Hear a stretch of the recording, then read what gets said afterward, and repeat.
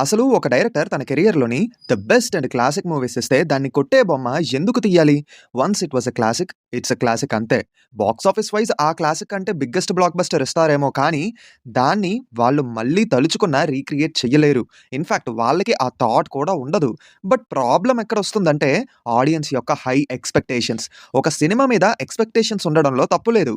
But ఇప్పుడు social media ప్రభావం వల్ల ఉన్నది లేనిది అక్కడ చక్కర్లు కొడుతూ ఉండటం, లేనిపోని ఎక్స్‌పెక్టేషన్స్ అనేవి సినిమా మీద పెంచేస్తున్నాయి.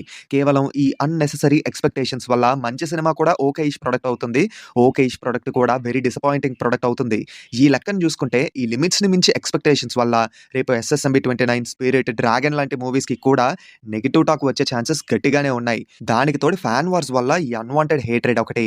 నా యొక్క రిక్వెస్ట్ ఏంటంటే సినిమా మీద మీకు ఎన్ని ఎక్స్‌పెక్టేషన్స్ అయినా ఉండొచ్చు కానీ థియేటర్‌కి వెళ్ళాక మాత్రం ఆ ఎక్స్‌పెక్టేషన్స్ అన్నీ పక్కన పెట్టేయండి.